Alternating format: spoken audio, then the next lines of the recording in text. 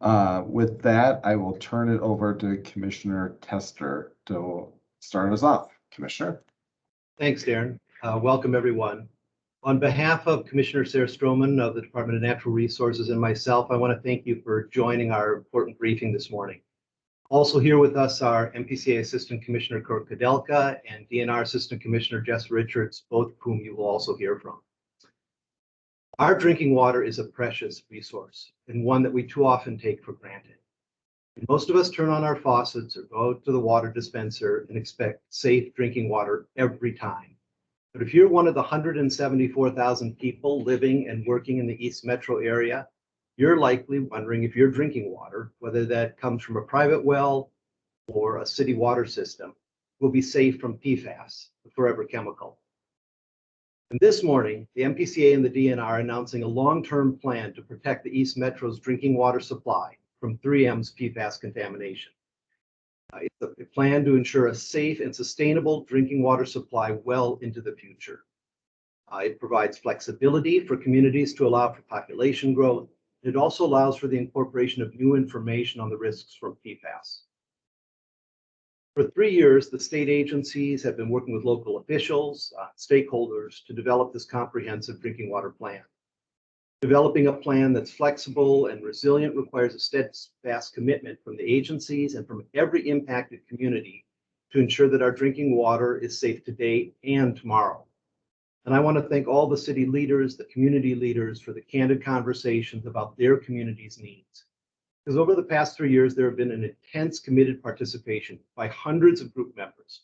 We've held over 80 separate group and public meetings, and we've had hundreds of comments submitted by citizens, cities, towns, and community leaders. And the plan being announced today is infinitely better because of their feedback, because of the ideas that they brought forward and their willingness to come together as a region. Before turning this over to Assistant Commissioner Kudelka and Assistant Commissioner Richards, I just want to walk through the plan that PFAS contamination is not a 3M, and it's not an East Metro problem. It's much bigger. The residents of the East Metro, they didn't ask for PFAS contamination from 3M. And the farmers and the residents that live near one of the 60 closed landfills throughout the state with high levels of PFAS in their groundwater, they too did not ask for their water to be contaminated. PFAS has been detected in water, sediment, soil, and fish all across Minnesota, from Duluth and Brainerd to Lake Makaska and Pine Island, and in places in between. And PFAS is everywhere in the environment, and because they don't break down, it's going to remain there for generations. And that's why the state agencies have developed the Minnesota PFAS Blueprint, which is the state's guide that lays out short and long-term strategies to prevent, manage, and clean up PFAS in the environment. Minnesota cannot afford to have 4 or 5 East Metro-sized problems throughout the state. And that's why this work is so important for our health, for the environment, and for the economic vitality of the state. With that, I'll turn it over to Assistant Commissioner Kurt Kudelka. Kurt? Thank you, Commissioner. As noted, my name's Kurt Kudelka. I'm Assistant Commissioner here at the Minnesota Pollution Control Agency. And I'm just going to bring up the presentation here.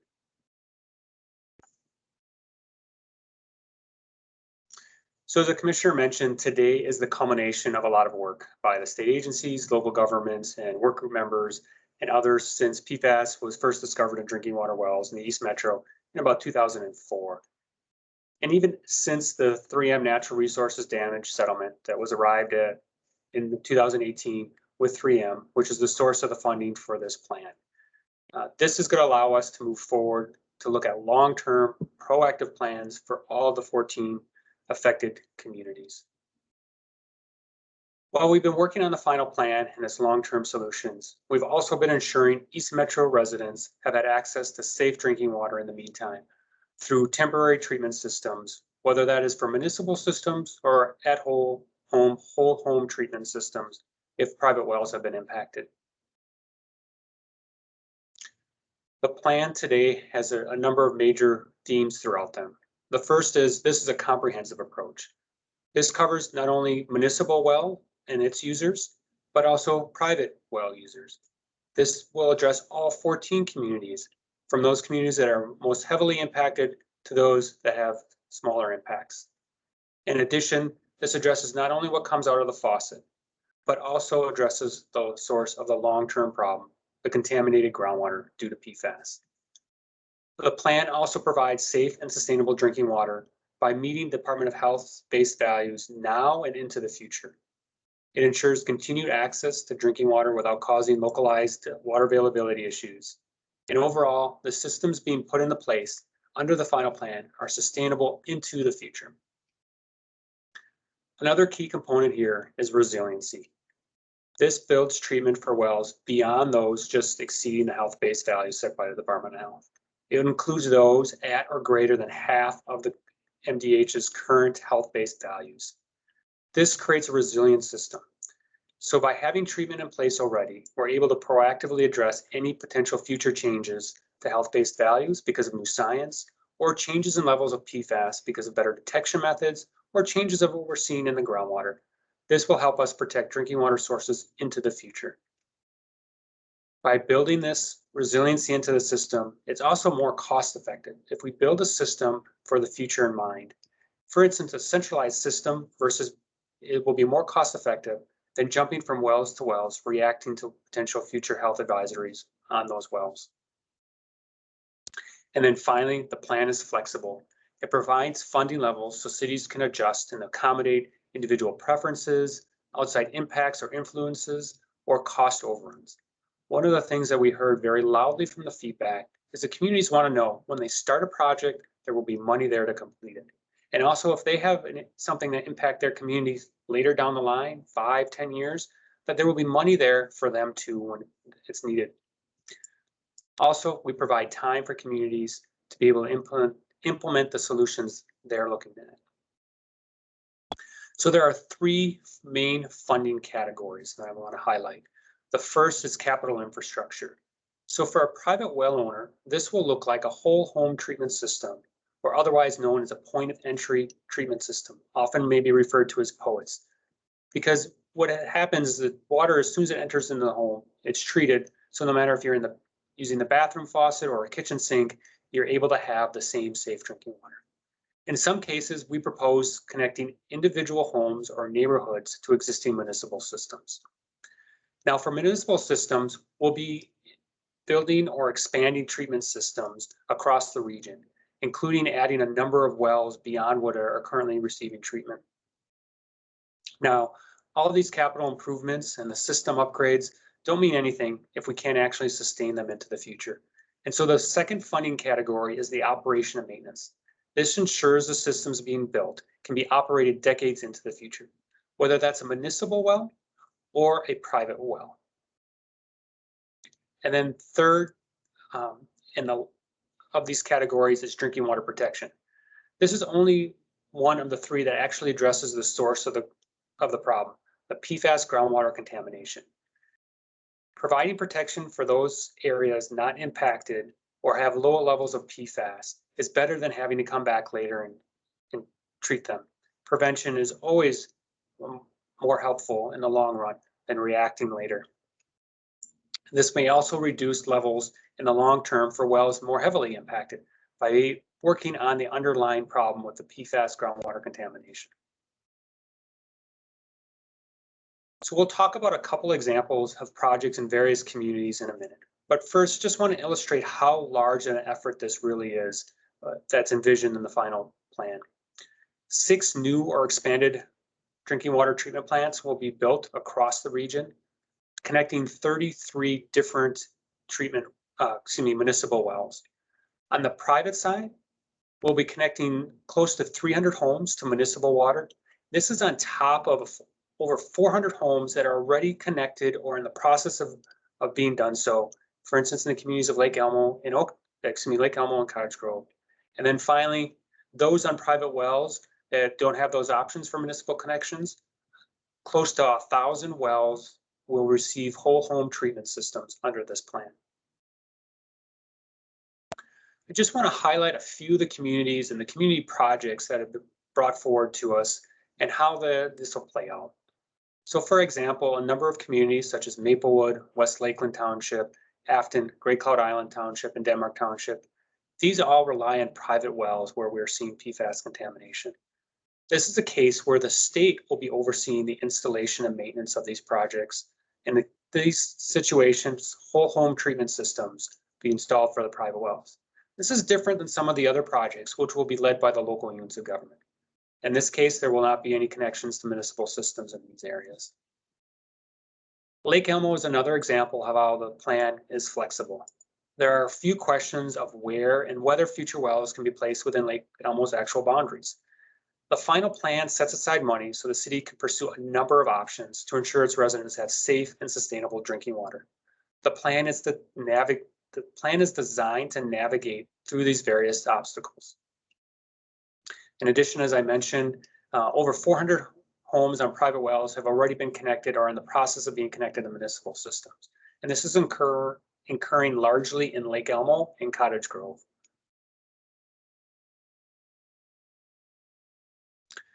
Another community I would like to highlight is Newport, because this is a different way how we're building resiliency into the final plan.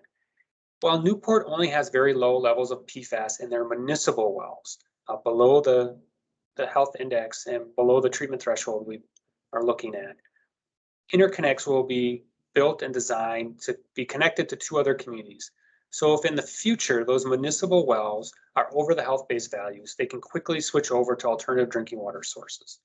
Newport has very few number of wells and located all in the same location, so that if there were to be impacts, it would likely impact all their wells. So we're building a plan that's resilient to be able to protect any future issues. Woodbury is the last city I'd like to highlight for a couple reasons. It's an example of how we're going to have to continue to operate temporary treatment systems in place while these long-term solutions are being built. For example, in Woodbury, there's a temporary system located in the northern part of their community in the Tamarack well field, which is servicing just a few of the wells that are impacting to allow them to continue to provide safe drinking water to their community. At the same time, a larger permanent system with enhanced capacity will be built in the south to handle additional wells. Woodbury is also an example of why drinking water protection is important. The eastern well field only has low levels of detections of some PFAS, well below the health-based value set by the Department of Health. Future drinking water protection efforts are to keep and hopefully reduce the level of PFAS in those wells and other wells, for instance, to further east and Afton, which are private wells. We want to be able to protect those areas in addition to just addressing those that are negatively impacted. At this point, I'd like to turn it over to my colleague, Assistant Commissioner Jess Richards at the Department of DNR. Thanks, Kurt. My name is Jess Richards, Assistant Commissioner with the Minnesota Department of Natural Resources. As Commissioner Tester and Commissioner Kudelka described, the plan is the culmination of years of hard work and careful analysis. The East Metro communities and working group members provided countless hours of work and valuable input that was instrumental in getting us to this final result. As you've seen, the agencies and work groups had to weigh a number of factors in reaching this final plan, such as trigger levels for treatment, movement of PFAS in the environment, long-term maintenance, groundwater sustainability, numerous contingency factors, and of course, cost. We had to make a number of difficult decisions and constantly weighed the benefits, risks, and costs of any given path forward. We had to consider the individual wants and needs of each community and of private well owners, and then we evaluated all of those in the greater context of the entire East Metro area. The result of all this effort and analysis is a plan that provides comprehensive, resilient, and flexible path forward for safe drinking water for the East Metro area. With the final plan in place, we'll now move to implementation. The agencies will be working with the local communities to execute grants to move forward with new construction of treatment systems and connections, and we'll work with individual homeowners that will be receiving treatment systems as well. The agencies will also continue to work closely with the local communities and work groups to regularly assess the effectiveness of the plan going forward, and if needed, to make adjustments along the way. With that wraps up our presentation, and we'd be happy to take any questions you have about the final plan.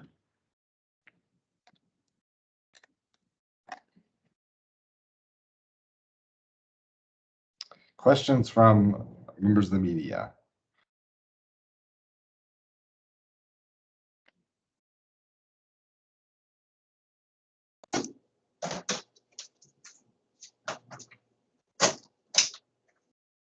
Go ahead, I see your hand up. Hi, I don't know if you're talking to me, Oh, I but am talking to you, sorry. okay, perfect. This is Alex Jokic with KSTP. I was just wondering, are all of the cities on board with this plan? Have you gotten any concerns or feedback from the cities? We've reached out to them too, just to hear their reaction, but anyone that's kind of still on the fence about it? I'll start with that question. You know, we work very closely with the communities, not only in the work groups, but one-on-one technical meetings and meetings with their leadership. So they've had commit their comments and that built into the system. We just briefed them this morning on it. We haven't heard of any concerns at this point, but they will both, you know, spend some more time and go through the details. We'll be able to answer their questions. Another question, if you don't mind. Go ahead. When will all of this start happening? So could start today. For instance, we have already put out the materials to start putting together the process to get dollars to the local communities to start design and planning work on the municipal systems. I know the agencies are already starting to have conversations to implement the additional wells, whole home treatment systems that would be installed. So we're already on the pathway for implementation. And when do you expect it to be fully connected and in place? So that's going to take a little bit of time based on the community. Some of these projects will take 3 to 5 years, some of these larger systems. Some communities are going to need some more time to figure out what they want to do in their designs. So we do see over the horizon over the next 10 years or so, all the communities should have their capital improvements put into place. Again, safe drinking water will be provided in the meantime through the temporary systems we have on municipal systems and private wells. So everyone will still be having safe water while these projects are being implemented. I have a question here from Stephen Joyce from Bloomberg, which is all the money coming from 3M settlement. This is all the money coming from the 3M settlement in 2018. And is our estimate on the cost? Sure, that's a good question. Correct. All this comes from the natural resources settlement, damage settlement in 2018, which is the dollars 3M provided to the state to do the work. The plan has a number of 700 million that would go to that effort. And then Stephen also had a question too about how this impacts ongoing PFAS litigation in Minnesota. Stephen, you have additional, can you help unpack that one a little bit?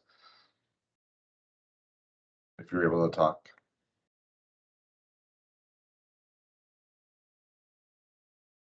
Yes, I am able to talk. I'm wondering if this obviates any ongoing suits. In other words, if there's a muni suit against 3M or the state government, right, does this program affect any of that litigation? Thank you. Thanks for the clarification. This is a result of the natural resources damages claims that the state took because of these 4 disposal sites in Washington County. Other sites across the state, and that this doesn't have an impact on it. This just has it from the contamination due to the 4 disposal sites in Washington County because of 3M's actions there. Thank you very much. Mr. Croman, your hand is up.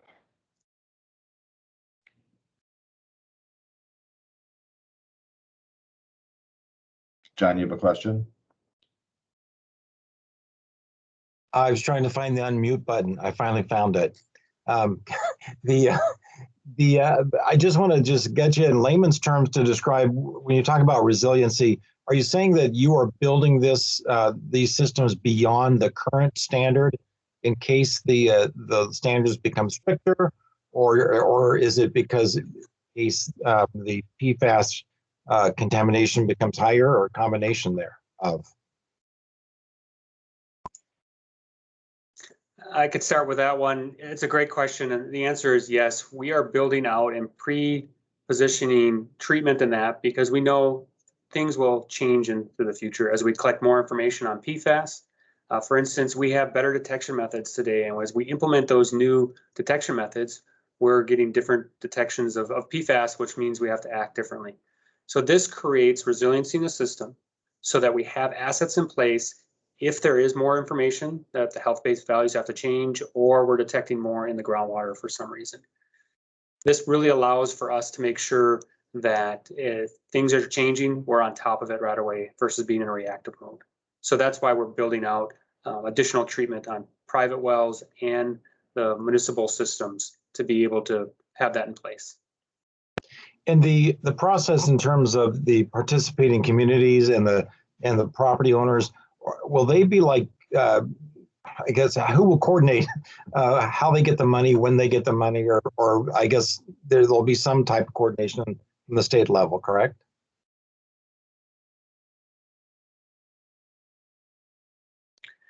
Correct. The final plan is the outline of how this will happen. We will work with individual communities, for instance, say Woodbury or Oakdale or Cottage Grove, and they will move forward and do the actual design work and the construction work, and the state will make sure they have the funds for it. In the case of the private well projects, that would be the state, MPCA, DNR, and Department of Health working with our contractors to work with homeowners to get those installed. So it really depends on the project. It's a mix. And by dividing the work, we'll be able to all move quicker on it. Thank you. Jennifer, I see your hand is up next. Hi, thanks. I know earlier in this process, 3M had written that big letter expressing concern about the process, and that, I don't know, kind of like maybe the MPCA was overstepping its bounds with regards to the settlement or something like that. Has that been resolved? Is that still an issue, or is 3M completely on board with everything?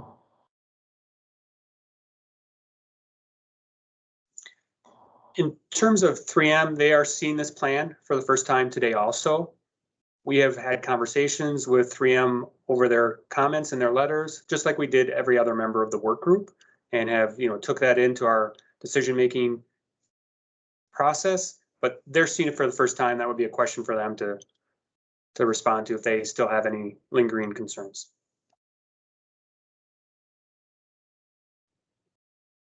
Jennifer, do you have a follow-up?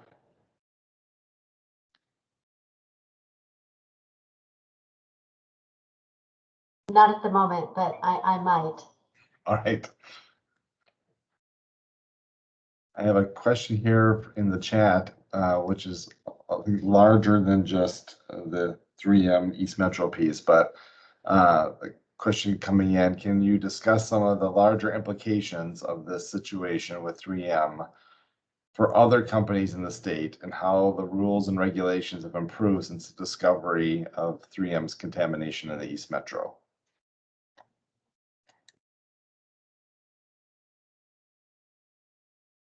I think I'd want to just reflect back on something Commissioner Tester talked about, which was the Minnesota PFAS blueprint. A lot of learning was done through the handling of PFAS in the East Metro area. And then since then, to all agencies working together and then working with other states and the federal government, that really does outline a number of steps that we have taken since then as a result of this, and steps that we'll have to continue to do to move forward to address PFAS and all its manifestations.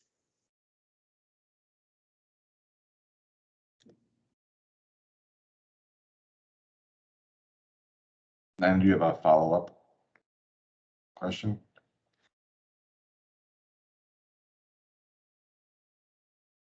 Hello. Yep. Hello? Hey, sorry. That's This all is right. Nina. Yeah, I just have a quick follow-up. So, I guess my question sort of is just how do we keep this type of stuff from happening in the future? People, other companies, how are we in a better place? Maybe not specifically related to the PFAS, but just in terms of oversight on, where our companies dumping things, and, how's that going for the state? Thanks.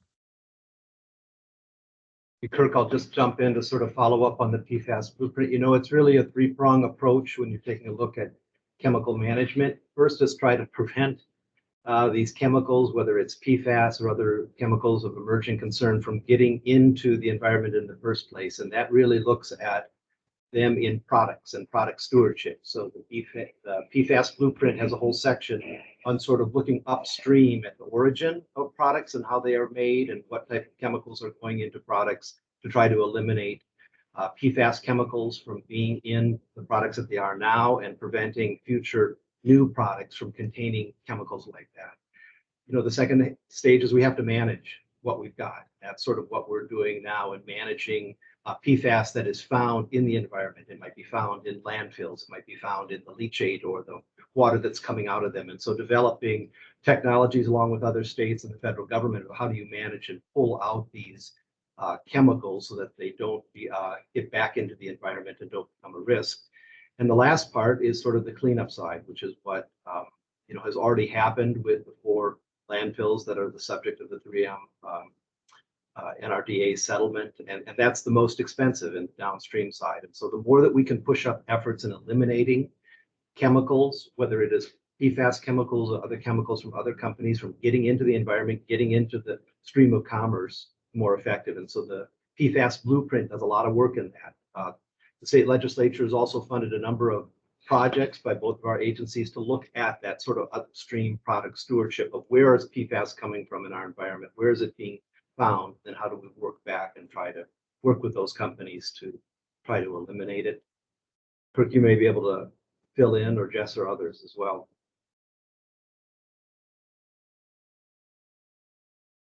Thank you.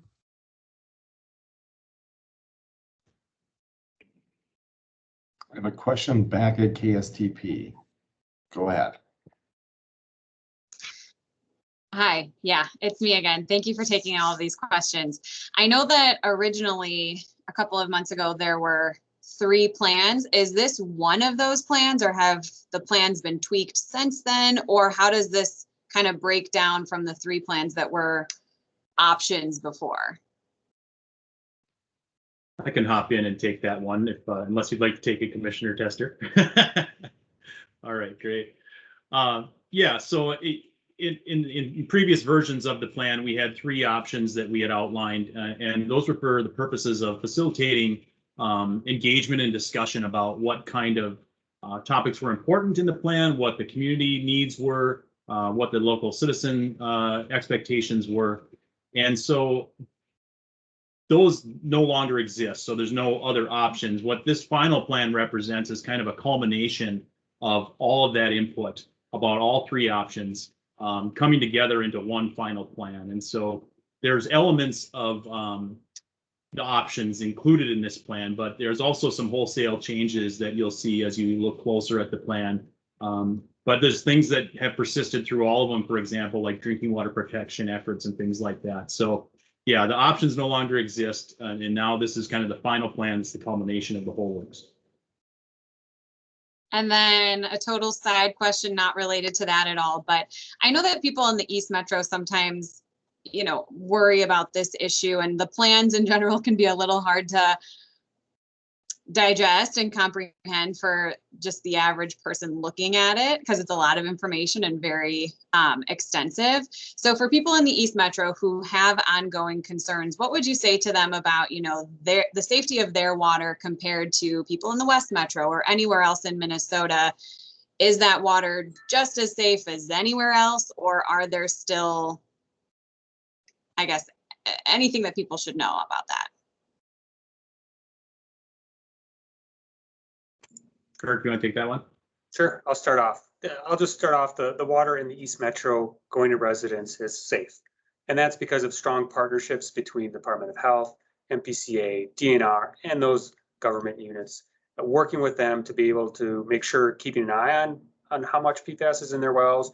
And if there are high levels, then jumping to action and putting in temporary treatment while we've been working on this long-term plan. So the communities and the residents of the East Metro should know that they do have safe drinking water, even at this time.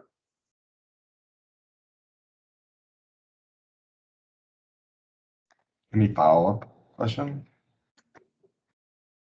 I guess my only thought would be, I know the levels are below what is considered safe, but are they higher than other parts of the state still? Does that make sense?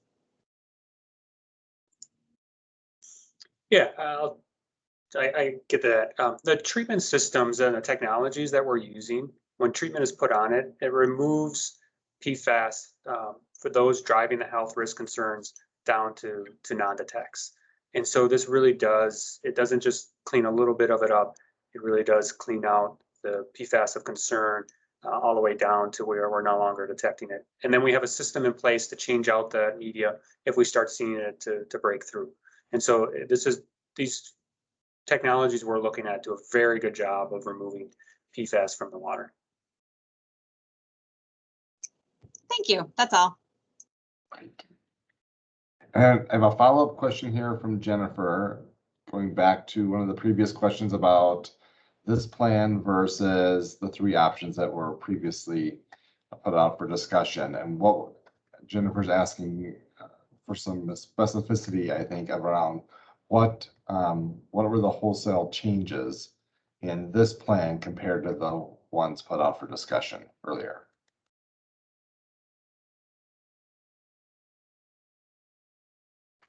Kirk, do you want to start and then I'll fill in the blanks if there's additional there? Sure. Yeah, so an example is West Lakeland Township. That was one that had proposals for a municipal system, since there was a significant number of private wells there. And going through the data, hearing the feedback with the work group members and the citizens, and just looking at the cost effectiveness of the various options. The final plan has those private wells owners staying on their private wells, but with treatment for the whole home treatment systems. So they're still getting safe drinking water, just through a different method, using the same exact technology that's used on these larger parts. So that was a big change from the various options as a result of the feedback from the community and the work groups. I'd probably maybe add one other thing too. We heard loud and clear from the communities that there was concern about uncertainty and contingency, and that they wanted to make sure there was enough money set aside that if costs were overrun on capital projects, that there was money to accommodate that. They want to make sure for communities like Afton, for example, that do not have PFAS contamination issues per se right now, that that there's a source of money there available for them if there was some sort of movement in the PFAS contamination that would affect the city of Afton. Is there going to be money for us someday in the future if there's a need? And so one of the big things you'll see in this plan is that the contingency funds set aside are much greater than they were in those first three options.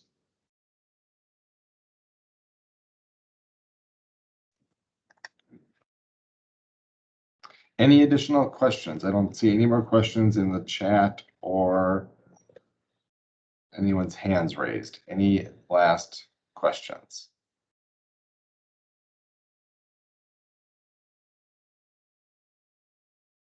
Great. Well, thank you again, everyone, for joining us today for our media briefing on this important development for the East Metro.